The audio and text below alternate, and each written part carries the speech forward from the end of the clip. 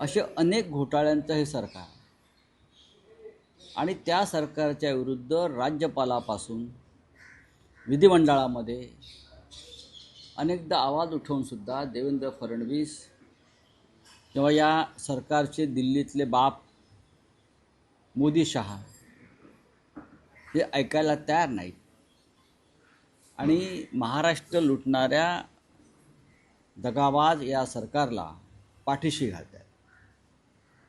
त्याच्यामुळे लोकांसमोर जाऊन आंदोलनाच्या माध्यमातून जागृती करणं हा आमच्याकडे एकमेव पर्याय आहे. उद्या शिवसेनेतर्फे महाराष्ट्राच्या सर्व जिल्ह्यामध्ये या घोटाळेबाज सरकारविरुद्ध आंदोलन होईल. जिल्हास्तरावर स्वतः मुंबईमध्ये उद्धव ठाकरे दादर परिसरामध्ये आंदोलनात सहभागी होते. त्यानंतर दिल्लीमध्ये उद्या एक महत्त्वाचं आंदोलन आहे, ते इंडिया ब्लॉकतर्फे. उद्या सर्व खासदार विरोधी पक्षाचे प्रमुख लोक निर्वाचन आयोगावर म्हणजे निवडणूक आयुक्तांच्या मुख्य कार्यालयावर मार्चने जाणार आहे, लाँग मार्चने. कारण निवडणूक आयोग ज्या पद्धतीचे घोटाळे करत आहे आणि घोटाळेबाजांना संरक्षण देत आहे. राहुल गांधींनी इतका मोठा भ्रष्टाचार निवडणूक आयोगाचा आणि भाजपच्या बाहेर काढल्यावर सुद्धा पुराव्यासह आमचा निर्वाचन आयोग, चुनाव आयोग राहुल गांधीला सांगते की तुम्ही प्रतिज्ञापत्र द्या, तुम्ही ॲफिडेविट द्या, तुम्ही शपथपत्र द्या. त्याला काय म्हणावं? राहुल गांधी या देशातल्या सर्वोच्च लोकशाही मंदिराचे, लोकसभेचे विरोधी पक्षनेते आहेत. ते जबाबदारीने बोलतात. त्यांनी त्याच्यावरती संशोधन केलेलं आहे आणि ते पुराव्यासह बोललेले आहेत. राहुल गांधींनी जे पुरावे समोर ठेवले मतचोरीचे, त्याची शहानिशा या देशातल्या अनेक पत्रकारांनी, वृत्तपत्रांनी केली. बेंगलोरला, अन्य ठिकाणी, महाराष्ट्रात. तरीही निवडणूक आयोग जर पुरावे मागत असेल तर त्यांनी डोळ्यावरती पट्टी बांधलेली आहे आणि त्यांच्या तोंडामध्ये बोळा कोंबलेला आहे, हे मला स्पष्ट दिसतं. अशा निवडणूक आयोगाच्या विरोधामध्ये उद्या इंडिया ब्लॉकचा सर्वपक्षीय लाँग मार्च आहे. आता व्हीव्हीपॅट वगैरे नसणार आहे असं चुनाव आयोगाने सांगितलं आहे. काय आता म्हणजे हाच एक मोठा घोटाळा आहे. म्हणजे आम्हाला एकतर मतदान आम्ही ज्याला करतो आहोत त्याला ते गेलंय की नाही यासाठी व्हीव्हीपॅटची घोषणा किंवा व्यवस्था ही सर्वोच्च न्यायालयाच्या माध्यमातून झालेली. आणि आता निवडणूक आयोग म्हणते आम्ही व्हीव्हीपॅटसुद्धा घेणार नाही, दाखवणार नाही. म्हणजे आमचं मत दिल्यावरती ते कुठे गेलं आहे, कोणाला गेलं आहे, हे आम्हाला कधीच कळणार नाही. आम्हाला अधिकार आहे. माझं मत मी कोणाला दिलं आहे आणि दिलेलं मत कोणाला गेलं हे पाहण्याचा आणि समजून घेण्याचा या भारताच्या घटनेने मला अधिकार दिला आहे. निवडणूक आयोगामध्ये किंवा मतपत्रिकेसंदर्भात किंवा निवडणूक पद्धतीमध्ये इतके घोटाळे आहेत की मोदी, शहा, फडणवीस यांच्यासारखे लोक संपूर्ण निवडणूक ही पैशाच्या आणि सत्तेच्या बळावरती चोरतात, हायजॅक करतात आणि त्या पद्धतीचे एजंट त्यांनी निर्माण केलेले आहेत. काल माननीय शरद पवार यांनी सुद्धा जो एक महत्त्वाचा विषय मांडला की निवडणुकीपूर्वी त्यांना काही लोक भेटले आणि 160 जागी विजय प्राप्त करून देतो, विशिष्ट रक्कम द्या, ही त्यांच्याकडे मागणी केली. आता मी तुम्हाला काही पुढे जाऊन सांगतो. यापैकी काही लोक आम्हाला म्हणजे माननीय उद्धव ठाकरे यांनाही भेटलेले आहेत, आम्हालाही भेटलेले आहेत की मग ते लोकसभेलाही भेटले होते, विधानसभेलाही भेटले होते. आम्ही त्यांना सांगितलं की आमचा लोकशाहीवरती विश्वास आहे. उद्धवजी जरा म्हणाले, मी तेव्हा उपस्थित होतो. देशातलं वातावरण पाहता लोकसभा आम्ही 100% जिंकू आणि ते खरोखर आम्ही महाराष्ट्रामध्ये ते यश प्राप्त केलं. त्याच्यामुळे आम्हाला अशा प्रकारचे घोटाळे करून निवडणुका जिंकण्याची गरज वाटत नाही. पुन्हाच ते लोक विधानसभेला आले तेव्हा आम्ही त्यांना सांगितलं की लोकसभेत आम्हाला प्रचंड यश प्राप्त झालेलं आहे विधानसभेत आम्ही नक्की सत्तेवर येतो. किंवा त्या लोकांचं असं म्हणणं होतं की तुम्ही आम्हाला 60 ते 65 जागा ज्या अडचणीतल्या आहेत त्या सांगा, आम्हाला सांगितलं, त्या आम्ही तुम्हाला विजयी करून देतो EVMच्या माध्यमातून. आम्ही म्हटलं तशी आम्हाला आवश्यकता वाटत नाही. पण त्याने इतकंही सांगितलं, तुम्हाला जरी आवश्यकता वाटत नसली तरी समोर जे सरकारमध्ये आहेत त्यांनी अशा प्रकारची योजना EVMच्या माध्यमातून आणि मतदार याद्यांच्या माध्यमातून जे काम केलं आहे त्याच्यामुळे तुमचं अपयश आम्हाला दिसतं आहे. आम्ही तुम्हाला मदत करू शकतो. तरी आमचा विश्वास निवडणूक यंत्रणेवर होता, निवडणूक आयोगावर होता आणि लोकशाहीवर होता. दुर्दैवानं जे शरद पवार साहेब म्हणतात आणि जे उद्धव ठाकरे साहेबांना जी माणसं भेटली त्यांच्या बोलण्यात तथ्य असावं असं आता दिसतं आहे. राहुल गांधींनी जे पुरावे समोर दिलेत त्याची चौकशी व्हायला पाहिजे. EVMमध्ये घोटाळे करून विजयी होण्याची शक्यता काही लोक व्यक्त करत आहेत. त्यात आता VVPATची योजना दूर केली. याचा अर्थ निवडणूक यंत्रणा ही स्वच्छ नाही, ती घोटाळेबाजांना पाठिंबा देते. निवडणूक यंत्रणा पारदर्शक नाही हे स्पष्ट दिसतं. आगामी काळात होणाऱ्या निवडणुका किंवा स्थानिक संस्था मुंबईच्या निवडणुकीने ह्याचा फटका बसेल का? जर आता आम्ही आतापासून लोकांना जागरूक करण्याचा प्रयत्न करतो आहोत. मुंबईसारख्या महानगरपालिका परंपरेनं शिवसेनेच्या किंवा मराठी माणसाच्या ताब्यात आहेत. त्या राहू नयेत यासाठी भारताचा निवडणूक आयोगसुद्धा प्रयत्न करतो आहे का भाजपला मदत करण्यासाठी?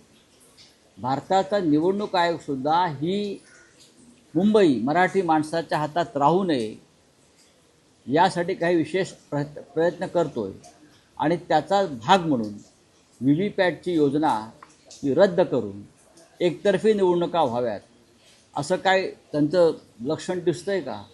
या संदर्भात आम्ही सतत चर्चा करत आहोत. अमित शहाचे डोळे जे आहेत तुमच्या खासदारांवर आहे. अमित शहाचे डोळे जे आहेत तुमच्या खासदार जे आहेत आमच्या खासदारांवरती डोरे असले तरी ते डोरे यशस्वी होणार नाही. चलिए, थँक्यू. हिंदी में कुछ है? सर, एक महत्त्वाचा महाराष्ट्रात भूतदयेचं राजकारण सुरू झालंय का? आधी माधुरी हत्ती, त्याच्यानंतर कबुतराचा मुद्दा.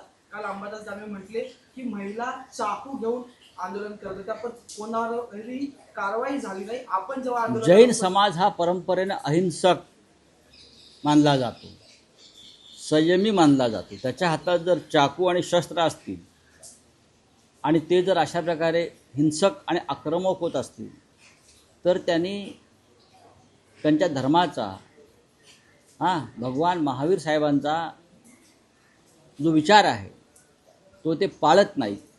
याचं कारण या समाजाला हिंसक बनवण्याचं काम हे भारतीय जनता पक्ष करतो आहे. नरेंद्र मोदी, अमित शहा करतात. त्यांच्यामुळेच हा समाज आपल्या विचारापासून, आपल्या धर्माच्या विचारापासून दूर जाताना मला दिसतो. Sir, Jagdish Dhankhar house arrest आहे असं सामनामध्ये दिसतं आहे, काय सांगणार?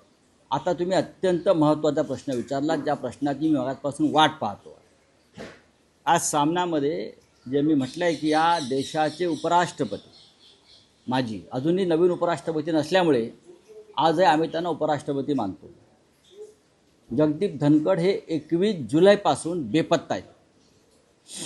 या देशाच्या उपराष्ट्रपती असलेली व्यक्ती जी राज्यसभेची चेअरमन आहे, 21 जुलैला सकाळी ते राज्यसभेत आमच्या समोर आले. आमची चर्चा झाली. त्यांनी काही आदेश दिले राज्यसभेत. त्यानंतर सभागृह स्थगित झालं. त्यांची प्रकृती उत्तम होती, खणखणीत होती.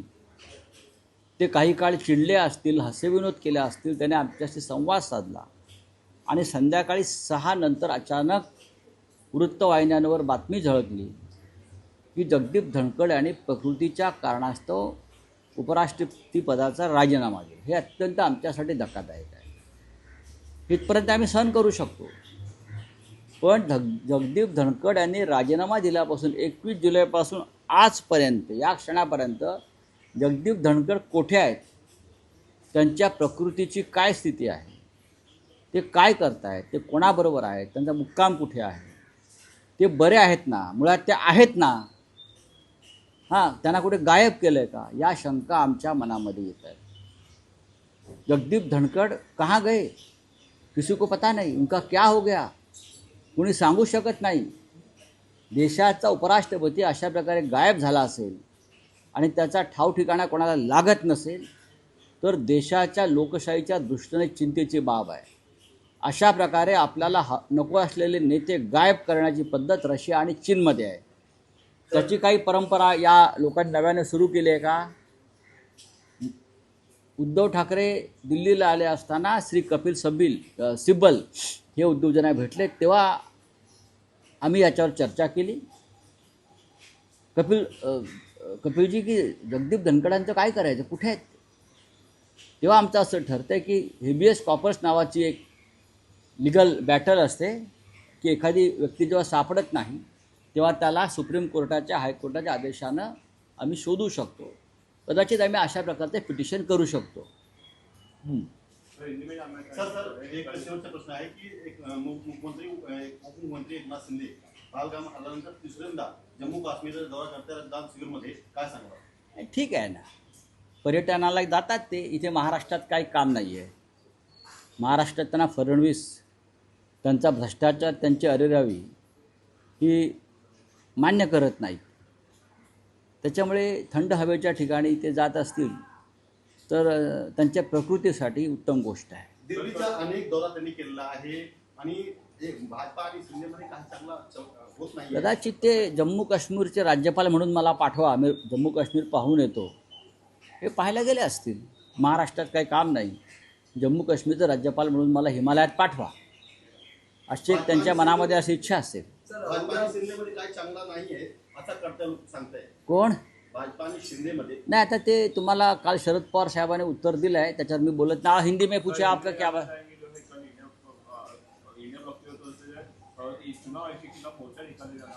कल दिल्ली में निर्वाचन सदन पर चुनाव आयोग के खिलाफ इंडिया ब्लॉक गठबंधन के सभी सदस्य, सभी मेंबर ऑफ पार्लियामेंट्स एक मार्च निकालेंगे. राहुल गांधी ने चुनाव आयोग की कार्यप्रणाली की पूरी तरह से पोलखोल की है. उनका भ्रष्टाचार, उनका घोटाला सामने आया है, चाहे महाराष्ट्र हो, चाहे कर्नाटक हो, चाहे हरियाणा हो, चाहे राजस्थान हो. नरेंद्र मोदी जी प्रधानमंत्री चुनाव आयोग की मदद से बने हैं. मुझे तो लगता है मोदी जी वाराणसी में भी चुनाव हार गए हैं. आपने देखा होगा क्या हुआ था. तो इतने हमने एविडेंस देने के बावजूद चुनाव आयोग हमसे ही सवाल पूछ रही है और हमसे एफिडेविट मांग रही है राहुल जी से. तो ये सबसे बड़ा लोकतंत्र को के लिए चिंता की बात है. तो ये तय किया है कि कल सुबह 11 बजे के बाद हम निर्वाचन सदन पर चुनाव आयोग के खिलाफ एक मार्च निकालेंगे और उनको सवाल पूछने की कोशिश करेंगे. जगदीप धनखड़ गायब है, कहीं तो हाउस अरेस्ट नहीं है, क्या कहें? देखिए, जगदीप धनखड़ देश के उपराष्ट्रपति 21 जुलाई से गायब है. उनका कोई आता पता नहीं, अदृश्य है. 21 जुलाई को शाम को इस्तीफा दिया. सुबह तक तो ठीक थे, सदन में आए, हमसे डायलॉग हुआ, लीडर ऑफ अपोजिशन खड़गे से नोकझोंक हो गई. तो उनकी तबीयत ठीक है. जब नोकझोंक हुई है चेयरमैन साहब की और खड़गे साहब की, तो उनकी तबीयत एकदम कड़क, एकदम परफेक्ट थी और शाम को तबीयत के कारण देकर इस्तीफा दिया. ये ठीक है, होता है राजनीति में. लेकिन 21 जुलाई से आज तक जगदीप धनखड़ जी, हमारे पूर्व उपराष्ट्रपति, कहाँ है, कौन से हालत में है, उनकी तबीयत कैसी है, क्या वो दिल्ली में है या और कहीं है, क्या उनका परिवार उनके साथ है, उनका क्या हो गया, कोई अता पता नहीं है. ये रहस्यमय है. इस प्रकार से नेताओं का गायब होना और गायब करना हमने रशिया की राजनीति में और चीन की राजनीति में देखा है, आर्मेनिया में देखा है. लेकिन ये पहली बार मैं देश में देख रहा हूँ कि इतना बड़ा संवैधानिक पद पर बैठा हुआ व्यक्ति आज गायब है, उनका कोई अता पता नहीं. सर, शरद पवार जी ने जो मुद्दा उपस्थित किया है कि हमें चुनाव के पहले 2 लोग मिले थे जिन्होंने कहा था 160 सीटें हम निकाल के देंगे, किस तरह से देखते हैं? देखिए उसके बारे में कौन दो लोग थे सर? बात ऐसी है, पवार साहब को ये लोग मिले थे, मुझे मालूम है, हमसे बात भी पवार साहब ने की थी। ऐसे ही लोग उद्धव जी को भी मिले थे। उद्धव जी ने कहा कि हमें लोकतंत्र के ऊपर भरोसा है, देश में मोदी सरकार के खिलाफ एक माहौल बना है, लोग नहीं चाहते कि मोदी जी रहेंगे। अभी हम लोकसभा जीत रहे हैं तो आपकी ज़रूरत नहीं है, हम नहीं करेंगे। ये लोकसभा में आए, हम जीत गए तो वापस से विधानसभा चुनाव से पहले आ गए और कहा कि आप कुछ भी कहें, इस बार आपको हरवाने की पूरी तैयारी सामने वाले ने की है, चाहे इलेक्ट्रॉनिक मशीन हो, ईवीएम हो, चाहे वोटर लिस्ट हो, उस माध्यम से वो लोग आपको हराएंगे। हम आपको कम से कम 60 सीट के ऊपर जो आपके लिए आप अड़चन के हैं, हाँ, उसके ऊपर हम मदद करेंगे। फिर भी उद्धव जी बोले नहीं, महाराष्ट्र की जनता ने तय किया है कि बदलाव होगा। वो लोग बोले नहीं नहीं, ऐसा नहीं होगा, सामने वालों ने पूरी तैयारी कर दी है आपको हराने की, और ऐसा ही हो गया। अच्छा, वीवीपैट निकाला ये भी जाएगा। अभी वो तो है ना, चुनाव आयोग भारतीय जनता पार्टी की एक्सटेंडेड ब्रांच है। जैसे एबीवीपी है, उनका वो क्या हिंद किसान मजदूर यूनियन है, वैसे एक बीजेपी है, हाँ, आरएसएस है, वैसे उनका एक एक्सटेंडेड ब्रांच है भारतीय चुनाव आयोग। Thank you.